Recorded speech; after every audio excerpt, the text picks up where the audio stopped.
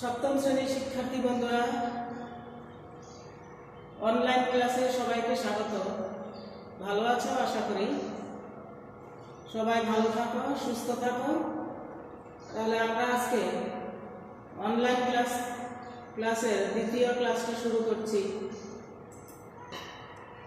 এখানে শিক্ষক পরিচিতি আছে। দেখো, আমরা আজকে সপ্তম শ্রেণীর বাংলা দ্বিতীয় পত্রের দ্বিতীয় অধ্যায় ব্যাকরণ পড়ব, ব্যাকরণের অংশ। দেখো আমরা আজকে এবার দেখো গত ক্লাসের যে পড়াগুলো আমরা পড়েছি কতটুকু আমাদের কি মনে আছে আমরা একটু দেখি, নিজেদেরকে একটু ঝালাই করে নিই। মানুষ কোন সম্পদের অধিকারী মনে আছে তো? দেখো মনে আছে কিনা। তারপরের প্রশ্ন দেখি, প্রণালীবদ্ধ ধ্বনি প্রতীককে কি বলে? মানুষের অনুভূতি প্রকাশের সর্বোত্তম প্রক্রিয়া কি? এগুলো কিন্তু আমরা পড়েছি, মনে আছে কিনা দেখো, উত্তরগুলো পরে দেখো। ভাষার বৈশিষ্ট্য কয়টি? এবার দেখো, মানুষ কোন সম্পদের অধিকারী? আমরা জানি মানুষ ভাষা সম্পদের অধিকারী। প্রণালীবদ্ধ ধ্বনি প্রতীককে কি বলে? ভাষা। মানুষের অনুভূতি প্রকাশের সর্বোত্তম প্রক্রিয়া কি? কি? কণ্ঠধ্বনি।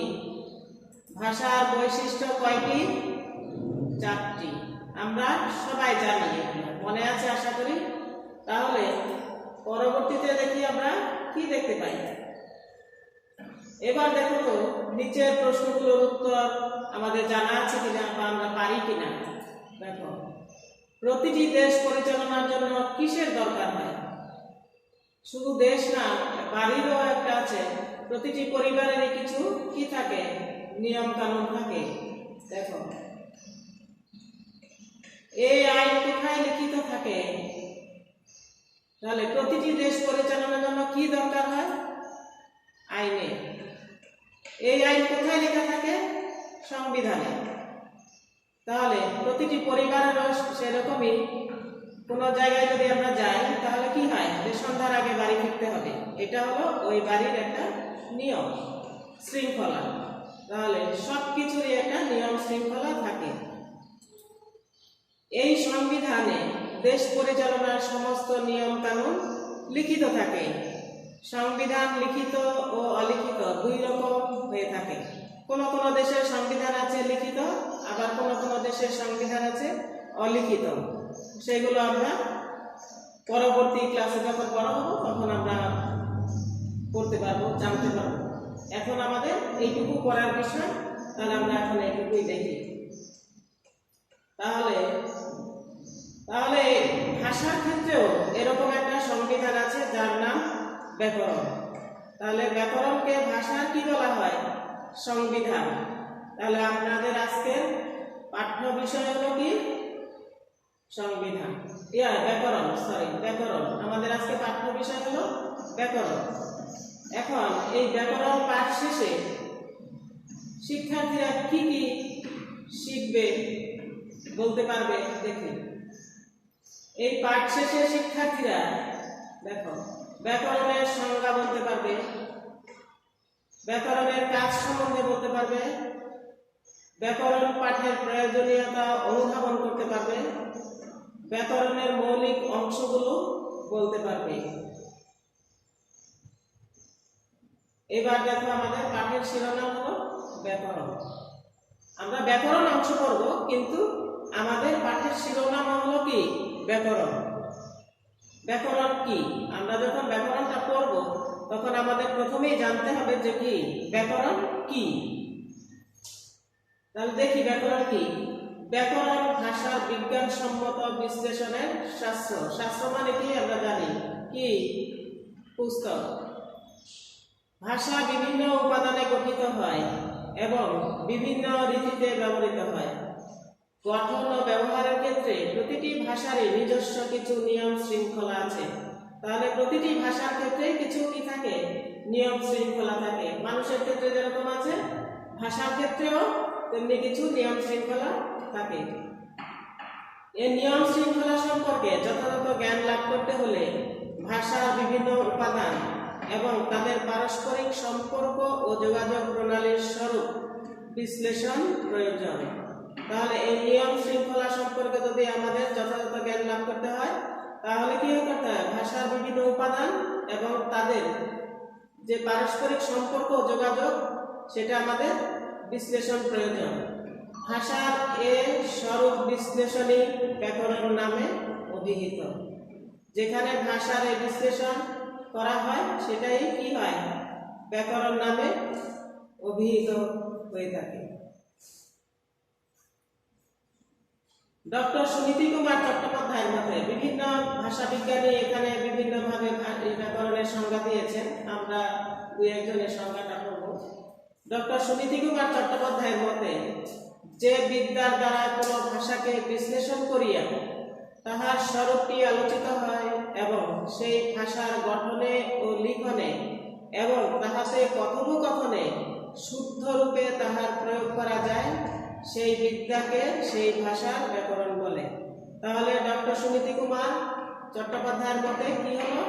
যে বিদ্যার দ্বারা কোনো ভাষাকে বিশ্লেষণ করিয়া তাহার স্বরূপটি আলোচিত হয়, মানে তার যে আকার আছে সেটা কি হয়? আলোচিত হয় এবং সেই ভাষার গঠনে এবং লিখনে আমরা কি লিখব, তাহাতে কি কথোপকথন মানে আমরা যে কথাবার্তা বলি তার শুদ্ধ রূপে তাহার প্রয়োগ করা যায়।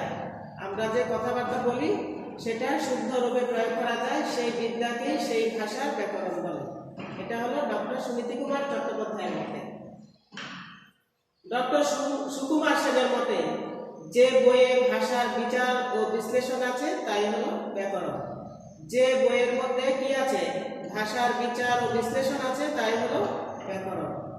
এবার দেখি বাংলা ব্যাকরণ। এতক্ষণ আমরা পড়েছি শুধু ব্যাকরণ, এখন দেখো কি বাংলা ব্যাকরণ। বাংলা ভাষা একটি সমৃদ্ধ ভাষা। আমাদের ভাষাটা কিন্তু অনেক সমৃদ্ধ। এ ভাষার ধ্বনিতাত্ত্বিক, রূপতাত্ত্বিক বা গঠনগত নিয়ম শৃঙ্খলা রয়েছে। ধ্বনি, রূপ বা গঠনগত কি আছে? নিয়ম শৃঙ্খলা আছে। সুতরাং যে পুস্তকে বাংলা ভাষার বিভিন্ন উপাদানের প্রকৃতি ও স্বরূপে বিচার বিশ্লেষণ করা হয় এবং বিভিন্ন উপাদানের সম্পর্ক নিয়ে ও প্রয়োগ বিধি বিশদভাবে আলোচিত হয় তাই বাংলা ভাষা ব্যাকরণ। অনেক লম্বা চড়া একটা সংজ্ঞা। এখানে দেখো ডক্টর মোহাম্মদ শহীদুল্লাহর একটা সংজ্ঞা আছে যেটা আমরা ছোট ক্লাসে পড়ে আসছি। যে শাস্ত্র জানিলে বাংলা ভাষা শুদ্ধ রূপে লিখিতে, পড়িতে ও বলিতে পারা যায় তাহার নাম বাংলা ব্যাকরণ। সেটা আমরা অনেক ছোট ক্লাসে পড়ে আসছি। সেটা ক্লাস 1 থেকেই আমরা পড়ে আসছি, যেটা আমাদের জন্য খুবই সহজ।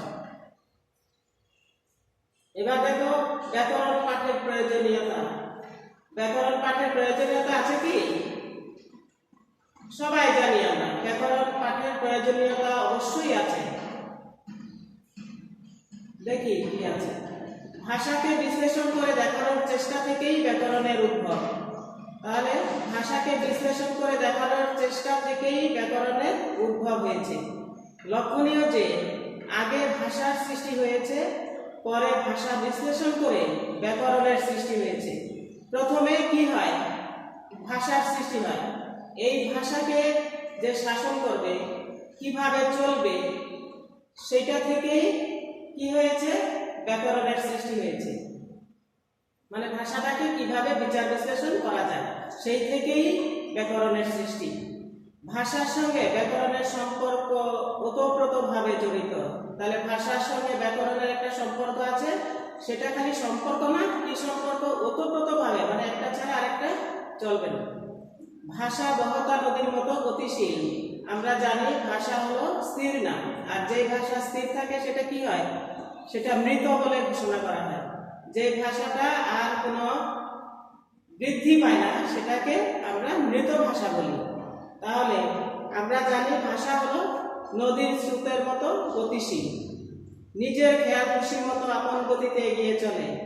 নদীর স্রোত যেরকম কেউ আটকিয়ে রাখতে পারে না, সেরকম ভাষাও তার আপন গতিতে তার আপন খেয়াল খুশি মতোই চলে। ফলে ভিন্ন ভিন্ন সময়ে ভাষার মধ্যে নানা পরিবর্তন সাধিত হয়। কারণ ভাষাটা হলো যেহেতু বহতা নদীর মতো গতিশীল, সেই জন্যেই ভাষাটা কিন্তু এক জায়গায় স্থির থাকে না, এটা বিভিন্ন সময়ে বিভিন্নভাবে পরিবর্তন হয়ে থাকে। ব্যাকরণের কাজ হচ্ছে ভাষার গতিবিধি লক্ষ্য করা। ব্যাকরণের কাজই হচ্ছে ভাষার গতিবিধি লক্ষ্য করা। ভাষা কোথায় যাচ্ছে, কিভাবে লিখতে হচ্ছে, সেগুলো কোথায় যাচ্ছে সেটা তো মানুষের ক্ষেত্রে, কিন্তু এখানে গতিবিধি লক্ষ্য করা মানে কি, এখানে ভাষাটা কিভাবে আমরা লিখব, কিভাবে বিচার বিশ্লেষণ করে তার প্রয়োগ করব সেটা, এবং ভাষাকে বিশ্লেষণ করা। ভাষার মৌলিক উপাদান ধ্বনি, শব্দ, বাক্য, এগুলোর অভ্যন্তরীণ শৃঙ্খলা আবিষ্কারের জন্য ব্যাকরণের সৃষ্টি হয়েছে। তাহলে ধ্বনি, শব্দ, বাক্য এগুলো হলো কি ব্যাকরণের অভ্যন্তরীণ শৃঙ্খলা আবিষ্কারের জন্য এই ব্যাকরণের সৃষ্টি হয়েছে। মৌলিক উপাদানগুলো হলো ধ্বনি। আমরা জানি ধ্বনি হলো সবচেয়ে ছোট বা ক্ষুদ্রতর অংশ। কয়েকটা ধ্বনি মিলে কি হয়, একটা শব্দ হয়, আবার কতগুলো শব্দ মিলে কি হয়, একটা বাক্য হয়। তাহলে এই মৌলিক উপাদানগুলো অভ্যন্তরীণ শৃঙ্খলা আবিষ্কারের জন্যই ব্যাকরণের সৃষ্টি হয়েছে। ব্যাকরণকে ভাষার সংবিধান বলা হয়। তাহলে ব্যাকরণকে কি বলা হয়, ভাষার সংবিধান। ব্যাকরণ ভাষাকে নিয়ন্ত্রণ করে না, তবু ব্যাকরণ পাঠের প্রয়োজনীয়তাকে অস্বীকার করা যায় না। ব্যাকরণ ভাষাকে কিন্তু নিয়ন্ত্রণ করতে পারে না, কিন্তু পথ দেখাতে পারে, তবু ব্যাকরণ পাঠের প্রয়োজনীয়তা অস্বীকার করা যাবে না। সুতরাং ভাষার অভ্যন্তরীণ শৃঙ্খলা সম্পর্কে জ্ঞান লাভ এবং ভাষার শুদ্ধ প্রয়োগের ক্ষেত্রে ব্যাকরণ পাঠের প্রয়োজনীয়তা অনস্বীকার্য। তাহলে ভাষার অভ্যন্তরীণ শৃঙ্খলা সম্পর্কে জ্ঞান লাভ করা যাবে, ভাষার শুদ্ধ প্রয়োগের ক্ষেত্রে ব্যাকরণ পাঠের প্রয়োজনীয়তা আমরা কোনোভাবেই অস্বীকার করতে পারব না। এবার দেখো ব্যাকরণের আলোচ্য বিষয়গুলো কি। ধ্বনি, শব্দ, বাক্য, অর্থ, ভাষার চারটি মৌলিক উপাদান। তাহলে প্রথমে হবে কি ধ্বনি, কয়েকটা ধ্বনি মিলে হবে শব্দ, যেটা আমরা আগে বলেছি। কয়েকটি শব্দ, অর্থবোধক শব্দ একত্রে সাজিয়ে লেখা, পরে কি হবে, একটা অর্থপূর্ণ বাক্য হবে। সেই বাক্যটির কি থাকতে হবে, একটি অর্থ থাকতে হবে। তাহলে এগুলো হলো ভাষার মৌলিক উপাদান চারটি। এই উপাদানগুলোর উপর ভিত্তি করেই সব ভাষার ব্যাকরণে নিম্নলিখিত চারটি বিষয় আলোচনা করা হয়। বাংলা ব্যাকরণও এর ব্যতিক্রম নয়। এটা প্রত্যেক ভাষার মৌলিক উপাদান আছে, এই চারটি মৌলিক উপাদান তো অবশ্যই থাকতে হবে। এই ব্যাকরণগুলোর উপরেই কি করে, এই মৌলিক উপাদানগুলোর উপর ভিত্তি করেই কি হয়, সব ভাষার ব্যাকরণ এই চারটি বিষয়ের উপরে আলোচনা করে থাকে। তাই বাংলা ব্যাকরণও এর ব্যতিক্রম নয়। বাংলার ক্ষেত্রেও এই চারটি বিষয়ে, ব্যাকরণের ক্ষেত্রে চারটি বিষয় আলোচনা করা হয়। ব্যাকরণের আলোচ্য বিষয়গুলো কি দেখি। একটা হলো ধ্বনি। প্রথমটা ছিল আমাদের মৌলিক উপাদান ধ্বনি। যেহেতু আলোচ্য বিষয়, সেখানে শুধু ধ্বনি বললে হবে না, সে ধ্বনি সম্পর্কিত আলোচনা আছে, তাহলে সেটা হবে তত্ত্ব, ধ্বনি তত্ত্ব। ওখানে একটা ও পড়ে গেছে, ওটা হবে না, তোমরা একটু সংশোধন করে নিও, ধ্বনি তত্ত্ব। তারপরে দেখো শব্দ তত্ত্ব বা রূপ তত্ত্ব। তারপরে একটা আছে বাক্য তত্ত্ব বা পদক্রম। সর্বশেষ আছে অর্থতত্ত্ব। ঠিক আছে, তাহলে ব্যাকরণের আলোচ্য বিষয় কয়টি? ব্যাকরণের আলোচ্য বিষয় হলো চারটি: ধ্বনিতত্ত্ব, শব্দতত্ত্ব বা রূপতত্ত্ব, বাক্যতত্ত্ব বা পদক্রম, অর্থতত্ত্ব। শব্দতত্ত্বের আরেক নাম হলো রূপতত্ত্ব, বাক্যতত্ত্বের আরেক নাম হলো পদক্রম। বাক্যের মধ্যে যে শব্দগুলো থাকে সেগুলোকে আমরা কি বলি? পদ বলি। আর বাক্যে যখন প্রয়োগ করা হয় তখন ওইগুলো শব্দ থাকে না, সেগুলো পদ হয়ে যায়। ঠিক আছে, তাহলে আমরা আজকে কি করলাম? ব্যাকরণের অংশ পড়লাম, আলোচ্য বিষয় পড়লাম, ব্যাকরণের সংজ্ঞা আমরা দেখলাম বিভিন্ন ভাষা বিজ্ঞানীদের। এগুলো আমরা এখন পড়েছি, কতটুকু মনে আছে সেটা আমরা একটু যাচাই করে দেখি।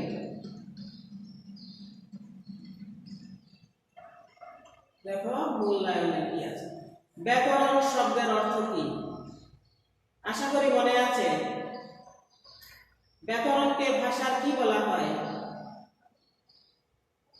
কার সৃষ্টি আগে হয়েছে, ভাষা না ব্যাকরণে? ভাষার মৌলিক উপাদানগুলো কি কি? ব্যাকরণের আলোচ্য বিষয় কয়টি? মনে আছে? উত্তরগুলো তোমাদের জানা আছে তো? দেখি আমরা এখন, যেহেতু উত্তরগুলো জানতে পারছি না, তাহলে আমি উত্তরগুলো বলে দিচ্ছি, তোমরা মিলিয়ে নিও। ব্যাকরণ শব্দের অর্থ কি? বিশেষভাবে বিশ্লেষণ। ব্যাকরণকে ভাষার কি বলা হয়? সংবিধান। কার সৃষ্টি আগে হয়েছে, ভাষা না ব্যাকরণের? জানো তো? ভাষা। ভাষার মৌলিক উপাদানগুলো কি কি কি? ধ্বনি, শব্দ, বাক্য, অর্থ। ব্যাকরণের আলোচ্য বিষয় কয়টি? 4টি। ঠিক আছে, মনে থাকবে তো? আমরা এতক্ষণ যা পড়লাম আশা করি মনে আছে, মনে থাকবে। যদি মনে নাও থাকে, বইয়ের ভিতরে আরো অনেক কিছু আছে, সেটা তোমরা বাসায় ভালো করে পড়বে। এবং এটা যেহেতু লিখিত না, এটা শুধু অবজেক্টিভ ব্যাকরণের অংশ, তাহলে ব্যাকরণের অংশটি অবশ্যই ভালো করে পড়তে হবে। তোমরা বাসায় খুব ভালো করে বইটা পড়বে এবং যতগুলো নৈবেত্তিক প্রশ্ন থাকবে তোমরা চেষ্টা করবে খাতায় এগুলো লিখতে। প্রশ্নগুলো লিখবে, সঙ্গে উত্তরগুলো লিখে রাখবে। পরে যখন ক্লাস খুলবে, স্কুল যখন খুলবে, তখন আমরা এগুলো আরেকটু যাচাই করে ঝালাই করে নেব। ঠিক আছে? তাহলে এটাই তোমাদের বাড়ির কাজ। সেই পর্যন্ত তোমরা ভালো থাকো, সুস্থ থাকো। সবাইকে ধন্যবাদ।